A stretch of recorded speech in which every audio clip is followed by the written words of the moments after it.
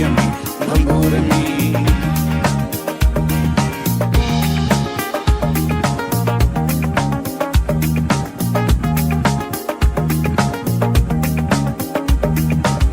Hello everyone, मेरा नाम है शालीम और उम्मीद करता हूँ आप लोग ठीक होंगे, अपनी इस खूबसूरत सी ज़िंदगी को बहुत ही अच्छे से एंजॉय कर रहे होंगे।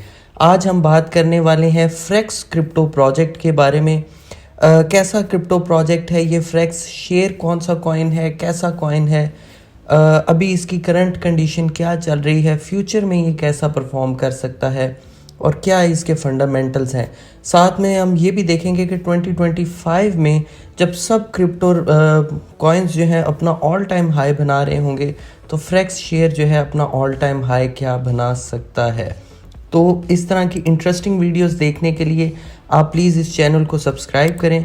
बहुत सारी इंटरेस्टिंग वीडियोस मैं बनाता हूं और क्रिप्टो कॉइन्स की प्राइस प्रिडिक्शन आप शॉर्ट्स में देखने के लिए भी इस चैनल को सब्सक्राइब करें। उसके अलावा मेरे इंस्टाग्राम का लिंक नीचे डिस्क्रिप्शन में है, आप वहां भी मुझे फॉलो कर सकते हैं मेरे इंस्टाग्राम पे। बट एटलीस्ट चैनल को ज़रूर सब्सक्राइब कीजिए और बेल के आइकन को भी लाजमी दबाइए। बात हम करने वाले हैं फ्रेक्स कॉइन के बारे में। फ्रेक्स जो क्रिप्टो प्रोजेक्ट है उसमें 3 क्रिप्टो करेंसीज जो हैं वो आती हैं। सबसे पहला है फ्रेक्स शेयर, फिर है फ्रेक्स और फ्रेक्स फाइनेंस यानी कि फ्रेक्स एथेरियम। अब ये तीनों क्रिप्टो प्रोजेक्ट्स क्या करते हैं ये अब हम एक एक करके बात करते हैं।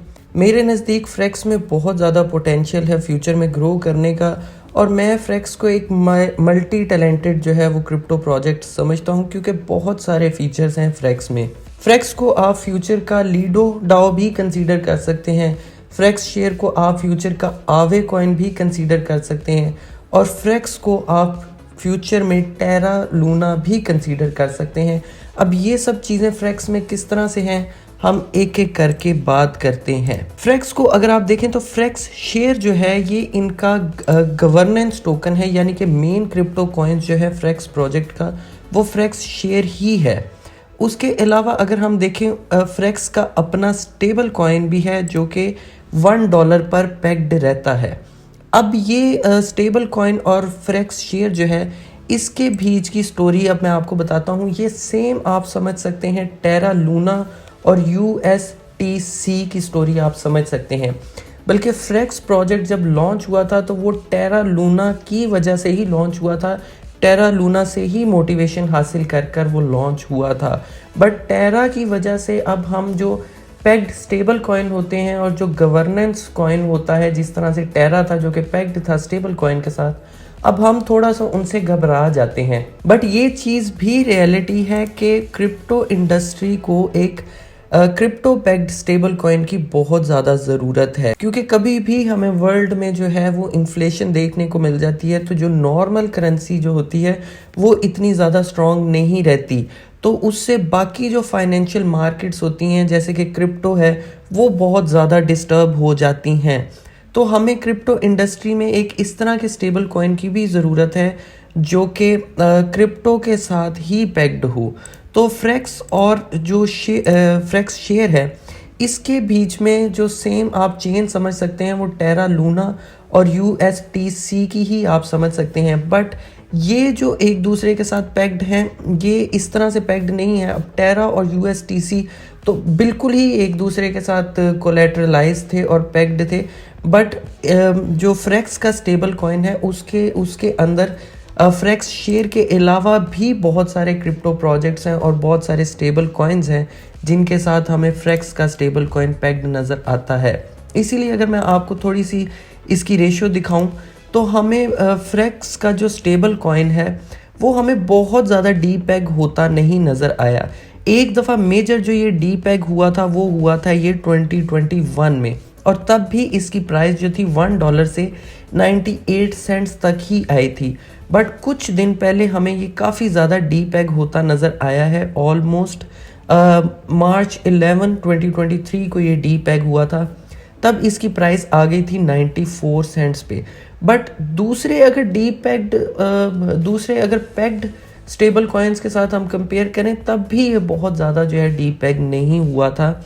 और ये मार्च 11 2023 को डी पैग हुआ था। तब हम ये भी देख लेते हैं कि फ्रेक्स शेयर की प्राइस क्या गई थी तो फ्रेक्स शेयर जो था वो $7.61 तक गिर गया था, लेकिन उसके बाद स्टेबल कॉइन ने भी रिकवर किया और फ्रेक्स शेयर ने भी रिकवर किया। तो आज हमें फ्रेक्स जो है वो $7.65 से अबव नज़र आ रहा है, ऑलमोस्ट $9.55 पे ये है। तो ओवरऑल बात करें तो टेरा ने अपना पैक्ट जो था वो लूज़ कर दिया था, जिसकी वजह से हमें टेरा ख़त्म होता नज़र आ गया था। बट फ्रेक्स और फ्रेक्स शेयर जो है वो दोनों कॉइन ही अभी तक अपने पैक्ट को बहुत स्ट्रांगली उन्होंने होल्ड किया हुआ है और बहुत ज़्यादा हमें रिस्क जो है वो नहीं नज़र आता फ्रेक्स शेयर में और उसके स्टेबल कॉइन में। बट इसकी वजह से फ्रेक्स कॉइन का जो है, फ्रेक्स शेयर का जो है, उसके स्टेबल कॉइन की वजह से पोटेंशियल बहुत ज़्यादा बढ़ जाता है, क्योंकि उसके स्टेबल कॉइन की वजह से हमें फ्रेक्स शेयर में बर्निंग देखने को मिलती है और स्टेबल कॉइन अगर डी पैग होता है तो हमें फ्रेक्स शेयर की जो क्वांटिटी है, जो उसकी सप्लाई है, वो हमें बढ़ती हुई नज़र आती है। लेकिन जिस तरह से इसने अपना पैक्ड मेंटेन किया हुआ है तो हमें फ़िलहाल तक तो फ्रेक्स शेयर की जो है वो बर्निंग ही नज़र आ रही है, क्योंकि फ्रेक्स डॉलर जो है, फ्रेक्स का जो स्टेबल कॉइन है, वो ठीक ठाक परफॉर्म कर रहा है काफ़ी अरसे से। अब बात कर लेते हैं कि मैं इसको लीडो डाओ क्यों कह रहा हूँ फ्यूचर का। तो हम सबको पता है कि 12 अप्रैल को जो है वो अथीरियम की अपडेट आने वाली है। मेरे ख्याल में 12 अप्रैल 2023 को उसकी अपडेट आ रही है। उसकी वजह से हमें जो अथीरियम के लिक्विड स्टेक प्लेटफॉर्म्स के कॉइन्स जो हैं उनकी प्राइस में हमें काफ़ी ज़्यादा पंप जो है वो देखने को मिल रहा है और अच्छा गेन देखने को मिल रहा है। और आई थिंक कि ये फ्रेक्स शेयर भी थोड़ी सी इसकी प्राइस इसीलिए बढ़ी हुई है, क्योंकि हमें 12 अप्रैल जो है वो जैसे जैसे करीब आ रहा है तो ये लीडो डाओ हो गया, रॉकेट पूल हो गया, फ्रेक्स शेयर हो गया, इनकी प्राइस हमें इंक्रीज़ होती हुई नज़र आ रही है। अगर हम वैसे लिक्विड स्टेकिंग की बात करें तो लीडो डाओ पहले नंबर पर आता है, उसके बाद कॉइन बेस है, फिर रॉकेट पूल है और फ्रेक्स शेयर जो है वो 4th नंबर पर आता है। अगर हम TVL की बात करें तो सबसे ज़्यादा TVL लीडो डाओ का है, जो कि है $11 बिलियन का। उसके मुकाबले में फ्रेक्स का जो है वो बहुत ज़्यादा कम है, बट फ्रेक्स का $241 मिलियन का TVL है। अगर हम बाकियों से कंपेयर इसको ना करें, टॉप 1, टॉप 2 या टॉप 3 से, तो ओवरऑल $241 मिलियन का TVL भी बहुत ज़्यादा है।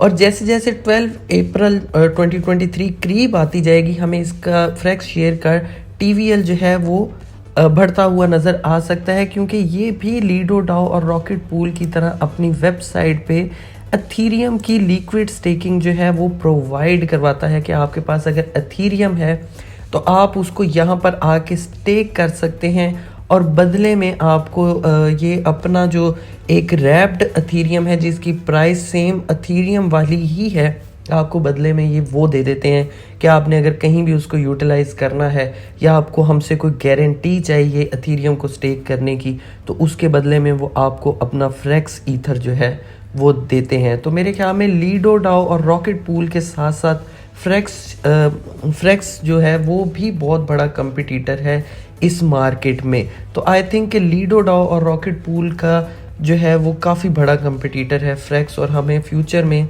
फ्रेक्स जो है इस चीज़ में आगे बढ़ता हुआ भी नज़र आ सकता है।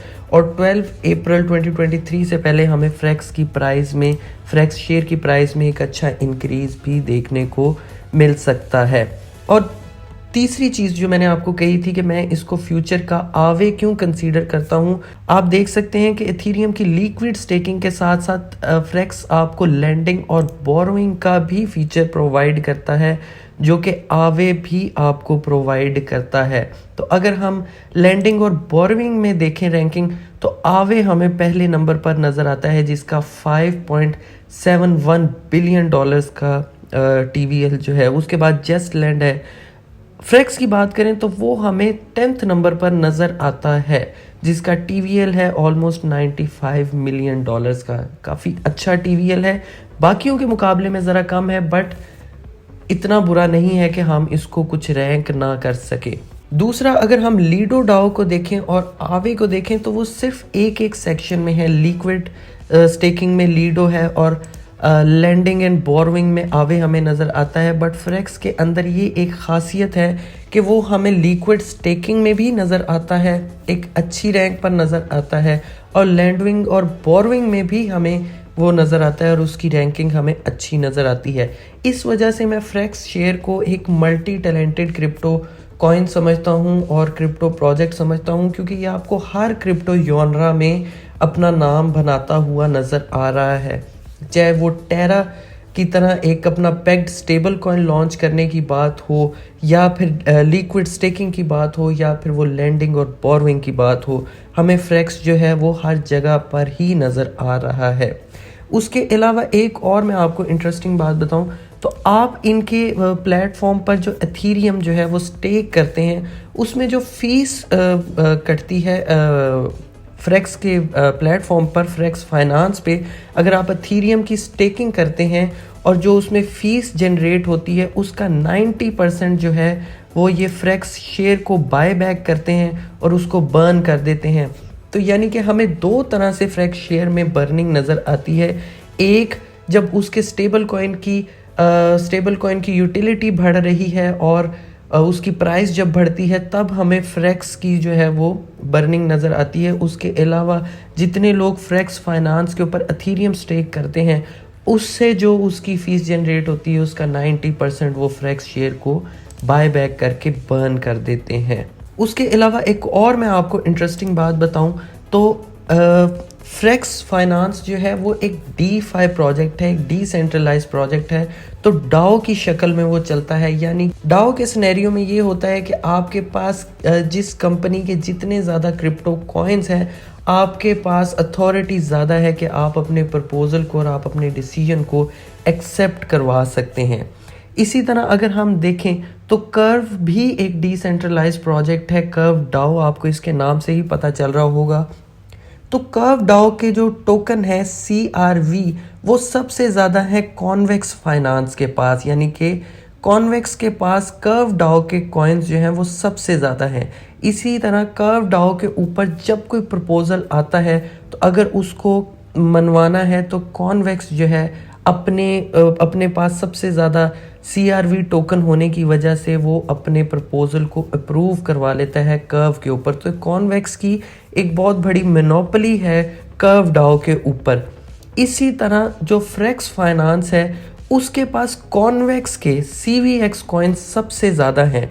तो अगर फ्रेक्स ने कोई भी अपना प्रपोजल जो है वो कॉन्वेक्स के ऊपर अप्रूव करवाना है तो वो अपना प्रपोजल जो है वो अप्रूव करवा लेता है, क्योंकि कॉन्वेक्स के कॉइन CVX सबसे ज़्यादा फ्रेक्स के पास हैं। तो इसी तरह ये एक चेन चल रही है कि कॉन्वेक्स के ऊपर अगर कोई प्रपोजल फ्रेक्स ने मनवाना है तो वो मनवा लेता है, उसके थ्रू अगर कर्व के ऊपर कोई प्रपोजल जो है वो अप्रूव करवाना है तो फ्रेक्स जो है वो कर्व के ऊपर भी अपना प्रपोजल जो है वो अप्रूव करवा लेता है। तो ओवरऑल अगर हम फ्रेक्स फाइनेंस की बात करें या फ्रेक्स शेयर कॉइन की बात करें तो हमें फंडामेंटली काफ़ी ज़्यादा स्ट्रॉन्ग नज़र आता है और फ्यूचर में मैं इसका काफ़ी ज़्यादा पोटेंशियल देखता हूँ। बट फ़िलहाल ये मेरे पास अभी फ्रेक्स शेयर जो है मैं इसको होल्ड नहीं करता इस कॉइन को, बट मैं फ्यूचर में इसको बाय ज़रूर करूँगा। अगर हम कुछ फ्रेक्स शेयर के प्राइस प्रिडिक्शन की बात करें तो ऑल टाइम हाई हमें फ्रेक्स का देखने को मिला था $42.67, यानी कि 40 अबव का इसका ऑल टाइम हाई है, जिससे ये ऑलमोस्ट अभी 77% से ज़्यादा डाउन है। तो 77% डाउन होना भी काफ़ी ज़्यादा है किसी क्रिप्टो प्रोजेक्ट के लिए, और आई थिंक कि नेक्स्ट बुल रन में 2025 में ये काफ़ी अच्छा परफॉर्म हमें करता नज़र आ सकता है, क्योंकि ये क्रिप्टो के हर जॉनरा में ही एंटर है। तो जो मैं इसकी प्राइस प्रिडिक्शन करता हूँ 2025 के लिए, आई थिंक ये 8x to 9x ईजीली कर जाएगा। हमें इसकी प्राइस जो है वो $100 या $110 तक हमें इसकी प्राइस नज़र आ सकती है, जो कि काफ़ी एक्सेप्टेबल प्राइस है फ्रेक्स शेयर के लिए कि ये यहाँ तक जो है $100 या $100 से अबव इजीली अचीव कर जाएगा 2025 में। लेकिन अगर आप इसको बाय करना चाहते हैं तो आप अपनी रिसर्च के बाद ही इसको बाय कीजिएगा। मेरे कहने पे आपने इसको बाय नहीं करना। वैसे ये आपको हर बड़ी एक्सचेंज पे मिल जाएगा, बाइनांस के ऊपर, KuCoin के ऊपर, क्रैकन के ऊपर। अगर आपका इन एक्सचेंजेस पर अकाउंट नहीं है तो लिंक नीचे डिस्क्रिप्शन में है, जल्दी से जाके अपना अकाउंट बनाइए और प्रोमो कोड लगा के बोनस भी हासिल कीजिए। बट फिर से मैं आपको कह रहा हूँ कि मेरी फाइनेंशियल एडवाइस नहीं है आपके साथ कि आप इसको ख़रीदें, अपनी रिसर्च के बाद ही आप इसको ख़रीदिएगा। ये थी आज की वीडियो। उम्मीद करता हूँ आपको वीडियो अच्छी लगी होगी। वीडियो अच्छी लगी हो तो वीडियो को लाइक कर दें, चैनल को सब्सक्राइब कर दें। मेरे इंस्टाग्राम का लिंक नीचे डिस्क्रिप्शन में है, आप वहाँ भी मुझे फॉलो कर सकते हैं। मुझे दें इजाज़त, बाय।